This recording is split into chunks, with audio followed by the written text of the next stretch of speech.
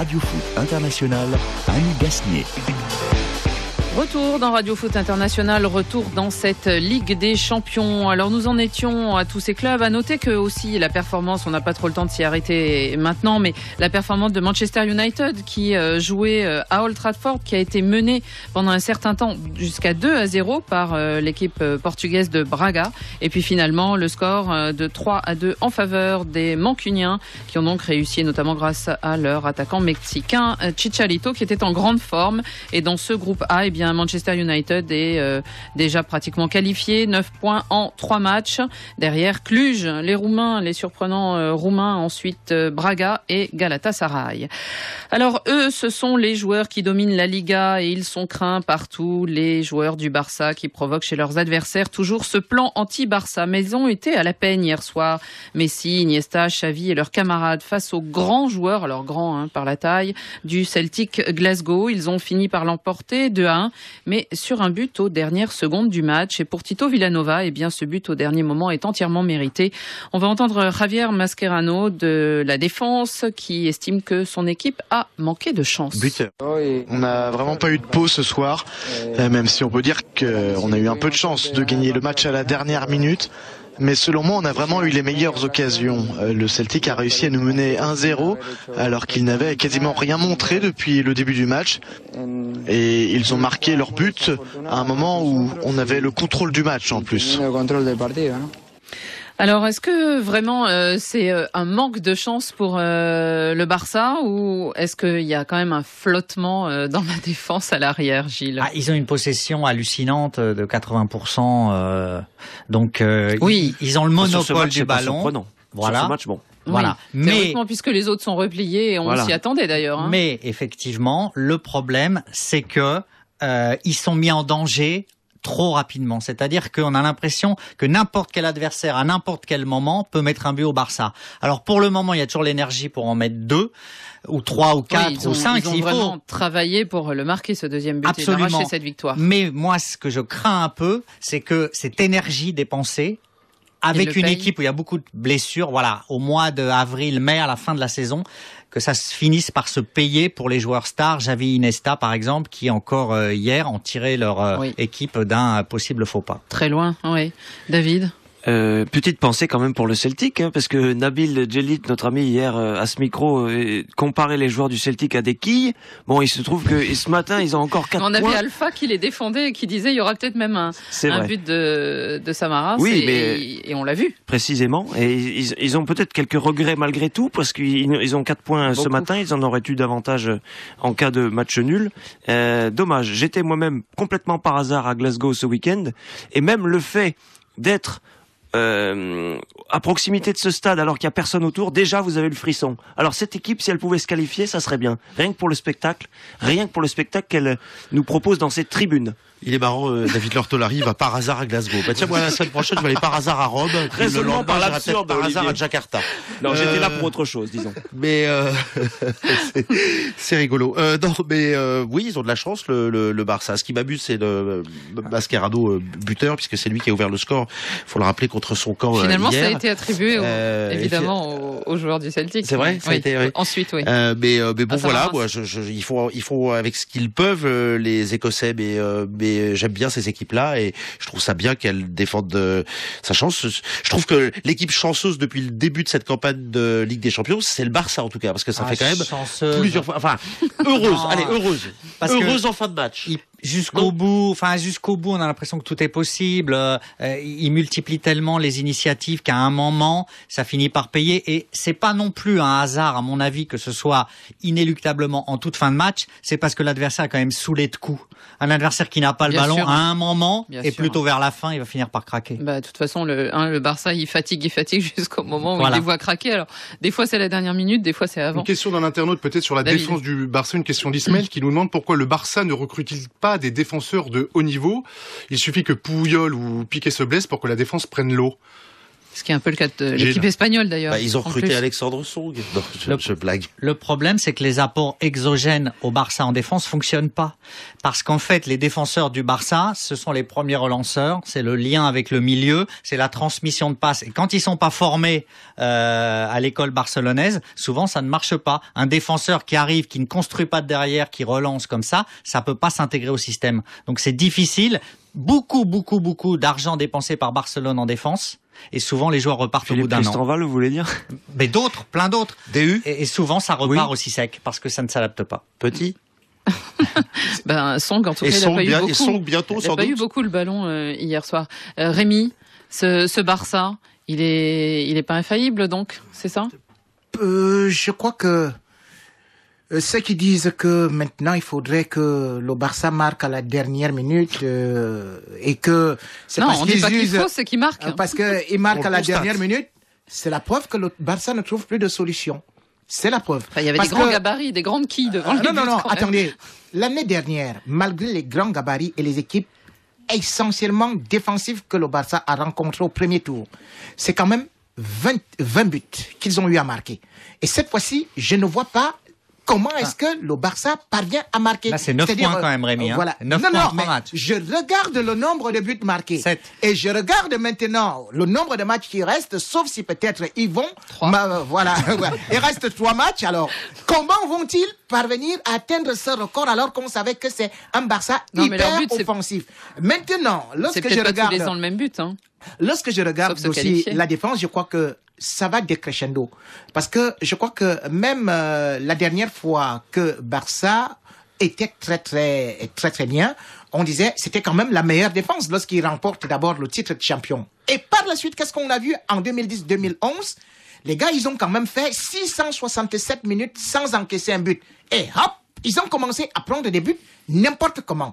Et cette fois-ci, lorsque je me rends compte que ils viennent d'encaisser 4 buts en championnat contre une équipe qui n'a pas une grande attaque et qu'ils viennent encore d'encaisser là et qu'ils étaient d'ailleurs prêts à prendre même 3 hier, ils étaient prêts à prendre 3. Il y a beaucoup de blessés quand même, Rémi. Alors là, j'ai dit, ça correspond souvent avec les absences de Puyol, on le sait, de toute façon. J'ai dit sur le plan défensif, vous allez être surpris que le Barça sera beaucoup mis à l'épreuve et que sur le plan offensif, ce n'est plus totalement quelque chose d'effrayant. Oui, mais ils marquent des buts et du coup, ils sont quand même là et ils ont leurs 9 points. Encore une remarque, David? Non, enfin si, je peux juste apporter comme ça une pierre un peu à l'édifice en disant est-ce que le problème aussi du Barça, c'est de pas avoir de plan B en attaque? Tout simplement, Gilles. On sait que les équipes plus faibles jouent regroupées derrière, que le Barça ne peut pas se permettre de ne pas posséder le ballon, surtout avec une défense affaiblie. Et là, il n'y a pas d'autre alternative que de continuer à attaquer. Est-ce qu'il n'y a pas là un souci? Je suis d'accord et je vais y répondre. Mais si Barcelone a un souci avec 9 points en 3 matchs et en se baladant en tête de la Liga, c'est quand même des soucis de riches. C'est ça? C'est quand même, non, ce sont des soucis de riches. Je connais plein de clubs qui aimeraient avoir ce genre de soucis. Voilà. Alors après, Allô, Lille. Après, c'est vrai que on a un tout petit peu l'impression qu'il y a une profondeur de banc qui se raccourcit un peu et que quand les stars vont se fatiguer, il y aura peut-être pas de recours immédiat derrière. Mais pour moi, Barcelone a quand même encore de la marge. En tout cas, Barcelone, donc, pratiquement qualifié pour les huitièmes de finale. C'est 9 points en 3 matchs. On a derrière, donc, le Celtic Glasgow avec ses 4 petits points et puis aussi le Benfica. On avait un autre match intéressant. Oui. Le Spartak Moscou à 3 points. 3 points. Oui. Ah oui, parce que le Spartak Moscou, faudra aussi, ça, c'est des équipes qui s'étaient qualifiées l'an passé au détriment de Lille. Exact. Et d'ailleurs, ils ont mené la vie dure à Barcelone aussi. On avait aussi cette affiche intéressante, c'était Juventus, la Juventus de Turin qui se déplaçait au Danemark. Comment on dit le nom de ce club? Nordsjælland. Nordsjælland, voilà, on apprend parce qu'ils se promènent aussi au Danemark des fois par hasard. Par hasard. C'est pas loin de Glasgow. C'est pas loin de Glasgow. En bateau. Et donc la Juventus, n'a arraché qu'un match nul sur ces terres danoises. Et en fait, s'ils alignent, en tout cas les bonnes performances en Serie A, c'est le 8e match nul en compétition européenne. Ils étaient si forts que ça, les Danois, face à la Juventus hier soir. Non, mais c'est vrai qu'il y a une vraie série là, Annie, négative pour la Juve, parce qu'en fait c'est 10 matchs, 9 nuls, 1 défaite, il me semble, les 10 derniers matchs en Coupe d'Europe. C'est le record. Bah là, cette année, c'est 3 matchs, 3 nuls. Ils ont 3 points alors, et donc. Et oui, là, alors qu'ils ont mis, ça fait longtemps qu'ils n'étaient pas en Ligue des Champions et qu'ils avaient fondé beaucoup d'espoir sur cette compétition cette année. Ils sont tombés quand même sur le match d'hier soir sur un gardien apparemment en état de légitime défense, quoi. Non, mais apparemment, je n'ai pas vu moi le match dans son intégralité, mais apparemment le gardien danois a écœuré tous les supporters, quoi. Vraiment. Et je pense que Giovinco, il s'en rappelle encore ce matin. Je sais pas s'il a bien dormi. C'est vrai que pour la Juventus, il y a un vrai décalage entre ses performances en championnat et la Coupe d'Europe. Est-ce que c'est à dire que le niveau du championnat italien diminue, se réduit, est moins crédible? Question. Gilles. C'est la question effectivement. Quand on voit que Milan a du mal aussi, mais on voyait que Chelsea avait eu du mal plans. hier et ils sont leaders de Première Ligue, donc. Oui, mais c'est vrai que pour les Italiens, la question se pose quand même parce que l'équipe de la Juve est un bon reflet de ce qui se fait de mieux en Serie A. Elle est hyper efficace, elle est parfois brillante, elle a de grands joueurs et là ça fonctionne pas. Et Chelsea ou la Juve risquent de tomber derrière le Shakhtar, un des deux risque de sortir. Là, ça va être très compliqué de passer. La Juve, c'est quand même 47 matchs sans défaite en Serie A. Ouais. Et hier, c'est petit match nul, 3 matchs nuls en Ligue des Champions. Depuis la question clairement, David, par hasard, posait cette question. La question du niveau du Calcio se pose clairement. Alors, je te pose la question à toi, Olivier. Moi qui vais prendre. Olivier, tu vas prendre la question parce que tout de suite, quand nous étions en train de parler du cas de Chelsea, tu nous disais, mais attendez, Chelsea marche très très bien en Première Ligue et maintenant ils ne parviennent pas aussi à s'adapter au niveau de la Ligue des Champions. Alors, problème?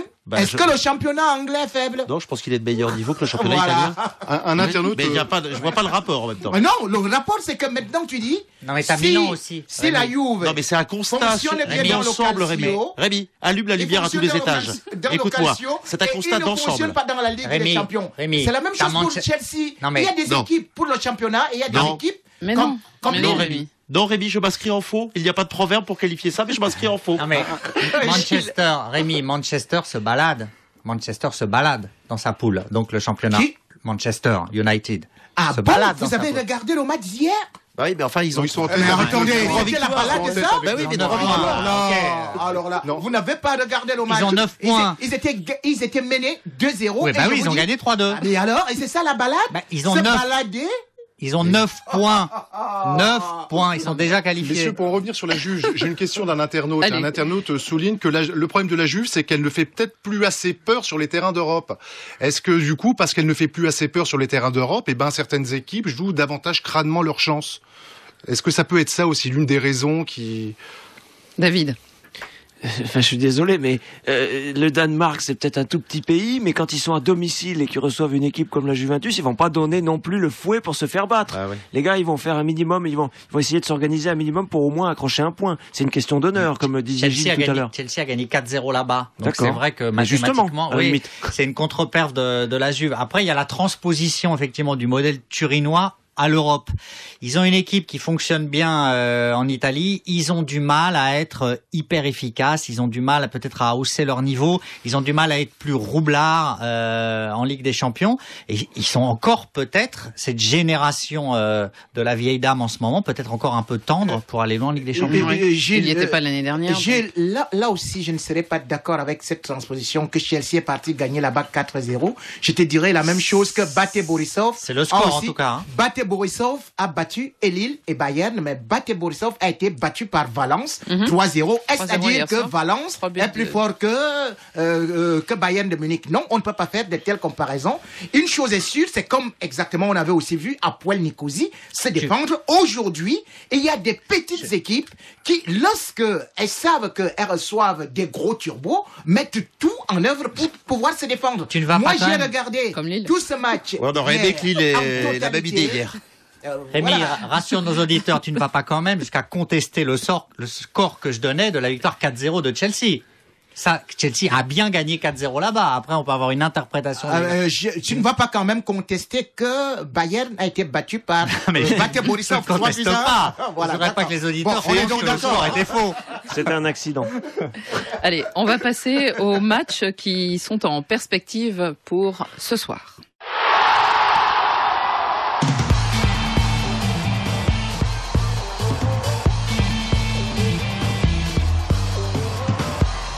Pour cette deuxième soirée de cette Très longue phase de poule. Alors, quelques affiches attrayantes. Et la première de toutes, sans doute, c'est ce Borussia Dortmund contre Real Madrid, le champion de la Bundesliga qui reçoit le champion de la Liga. Alors, deux champions qui ont un peu de mal dans leur propre championnat. Peut-être que ça va les aider puisque ceux qui vont très bien n'ont pas forcément bien réussi hier soir. Est-ce que c'est un beau match en perspective? Et surtout, comment vos amis de Dortmund attendent Benzema et compagnie, David? Quelle réjouissance, Annie, pour eux. Ils ont... ces joueurs de Dortmund et puis leur entraîneur si exubérant, Jürgen Klopp, ils ont souffert d'une défaite déshonorante lors du grand derby ce week-end contre Schalke, le derby de la Ruhr. Donc là, c'est l'occasion idéale pour eux face à cette équipe. Mais oui, mais vous avez Özil et Khedira quand même dans cette équipe. Si faible du Real de Madrid, c'est ce que vous allez dire. Non, mais c'est l'occasion de briller, justement. Ça va pas être simple. Ça, c'est sûr. Mais en tout cas, ils se font une joie. L'entraîneur en conférence de presse était, mais hilar, quoi. Parce que lui, qui est un des apôtres du beau jeu, était là à nous dire... C'est extraordinaire, on va rencontrer une équipe, la meilleure équipe d'Europe. C'est ça, voilà, se faire la fête. C'est le Real, Rémi. Vous avez entendu, hein. En tout cas, dans son esprit. C'est Jürgen Klopp. Ouais, la vache. C'est un copain. Hein. C'est bien d'avoir cet état d'esprit-là. Alors après, ça veut pas dire que deux équipes qui pratiquent un jeu intéressant vont nous proposer un beau match. Ça, c'est pas toujours la règle. Oui, malheureusement. Rémi, c'est un match difficile parce que c'est clair, l'objectif de José Mourinho et du Real, c'est marquer justement ces 9 points, ces 3 victoires. Ils veulent gagner tous les matchs et se qualifier au la main. Oui, sauf que le Borussia est une équipe très offensive et le Real, lui également, a aujourd'hui des problèmes défensifs énormes. Certes, j'ai vu Michael Essien... Ça va être un match alors de hand. J'ai vu Michael Essien tenir la dernière fois le poste de latéral, mais devant lui, il n'y avait pas un véritable client. Or, j'imagine par exemple cette équipe de Borussia qui passe beaucoup par les ailes et qui a aussi Lewandowski par devant, et je me demande bien si le jeune Varane va tenir devant lui sans commettre des erreurs. Donc, j'ai dit, c'est un match qui sera totalement ouvert et je crois que nous allons voir beaucoup de buts. Parce que une chose est sûre, c'est que le Real va attaquer pour se mettre à l'abri. Le Borussia Dortmund va répliquer. Donc, moi, je m'attends à un match fou. Bon, donc un beau match. Olivier ?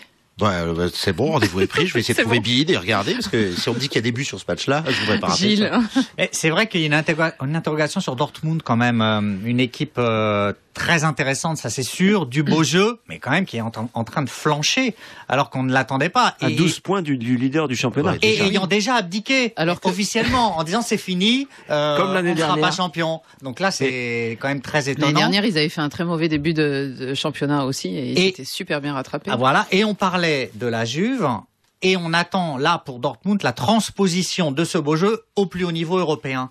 Est-ce que ça va finir par passer?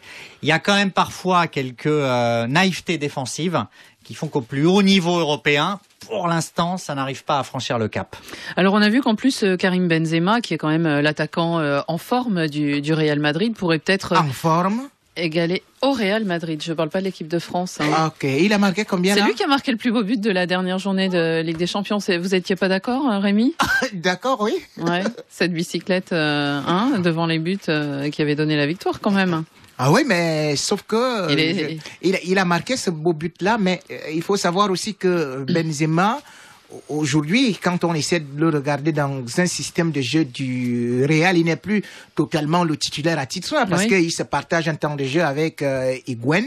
Et c'est vrai que les médias espagnols nous disent que Benzema est annoncé titulaire, mais je suis sûr que moi, j'aurais souhaité que Benzema entre à la deuxième mi-temps, au moment où vraiment il a déjà des espaces pour pouvoir faire quelque chose. Benzema qui commence un match, moi je ne trouve pas toujours que c'est très très très bien pour lui. Mieux vaut mettre toujours un gars comme qui ouvre la place. Gilles. C'est une relecture historique intéressante, mais quand même qui prête à commentaire, parce que quand Rémi dit il faut faire de Benzema un remplaçant, il affiche des stats de folie en plus en Ligue des Champions. Ah oui. C'est sa compétition, donc le mettre remplaçant, c'est quand même laisser Higuaín, qui lui aussi au plus haut niveau a des soucis. Rémi, Higuaín est un excellent joueur de Liga. Est-ce qu'Higuaín est un excellent joueur de Ligue des Champions? Permettez-moi d'en discuter. Pour moi, il n'y a pas photo entre le talent de Benzema au plus haut niveau et celui d'Higuaín. David, Non, pour confirmer vos dires, Gilles Verdez, j'ai des petites stats là. Benzema marque toutes les 109 minutes en Ligue des Champions. Il est juste derrière Lionel Messi qui lui marque toutes les 107 minutes. C'est QFD. Et oui, Cristiano Ronaldo dans tout ça.